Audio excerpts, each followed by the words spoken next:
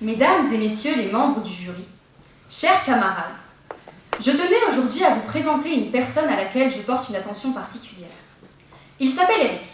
Son nom, je ne vous en donnerai qu'un petit indice. Il est tel un cavalier qui surgit hors de la nuit, qui court vers l'aventure des machos. Son nom, il le signe à la pointe de son stylo, d'un Z qui veut dire...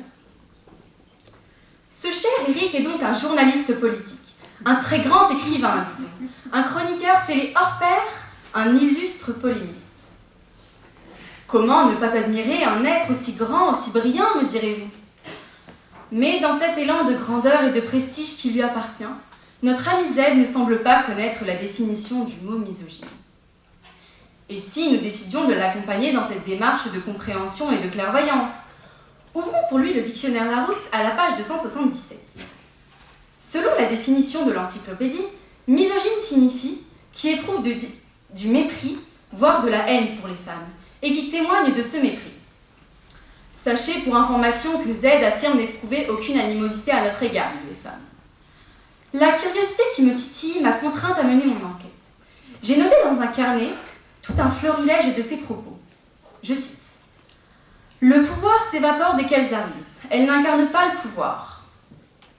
Est-ce qu'il parle des femmes? Poursuivons ce bel éloge plein d'attention. Seul le masculin est lié au pouvoir. Elles ne savent pas ce qu'elles veulent. Et je ne fais que citer quelques-uns de ses propos élogieux pour rendre hommage à la gente féminine. Alors à ce sujet, j'aimerais m'adresser à Monsieur Z en personne et lui dire « Cher Eric, une fièvre misogyne doit vous avoir touché et vous semblez l'ignorer. Je tenais seulement à vous alerter de sa gravité, car cette fièvre peut être contagieuse et affecter d'autres simples d'esprit si nous n'agissons pas pour empêcher le virus de se propager davantage. Vous dire que j'aimerais dans ce sens et avec compassion et empathie, vous aider à guérir, à vous débarrasser de ce syndrome dont la douleur doit vous être insupportable. Il m'aura fallu plusieurs jours à penser, à ressasser dans mon esprit ces solutions pour vous délivrer de cette effervescence qui consume votre âme. Et comme dit le proverbe, les efforts vigoureux mais sages atteignent toujours au succès. Alors vous informez, cher Eric, qu'un remède existe et qu'il pourrait vous guérir à jamais. Oui, j'ai pour vous cet antidote pour vous soigner de cette vilaine misogynie.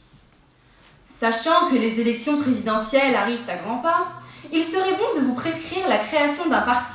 Mais attention, pas n'importe lequel. Un parti composé uniquement de femmes. Cependant, quelques effets secondaires seraient à prévoir. Éruption cutanée, vertige, nausées.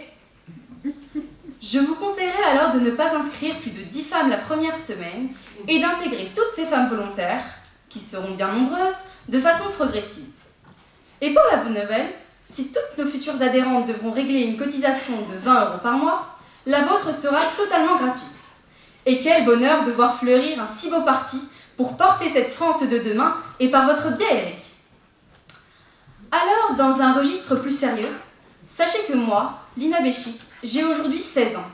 Et je suis de ces femmes qui ont de l'ambition. Moi, Lina Béchic, je suis cette femme de demain qui pourra gouverner sans subir les moqueries de ces hommes qui douteront encore de mes compétences. Moi, Lina Béchic, je veux le pouvoir. Celui qui fait accomplir de grandes choses. Je veux le pouvoir de réussir et je veux le pouvoir de diriger. Et croyez-moi, Eric, la prochaine fois que vous manquerez d'inspiration dans vos beaux discours, pour n'aborder que votre mépris contagieux à notre égard, ouvrez grand vos yeux et observez notre courage et notre force à vaincre aujourd'hui et demain cette folie misogyne qui vous ronge. Vive la République et vive les femmes!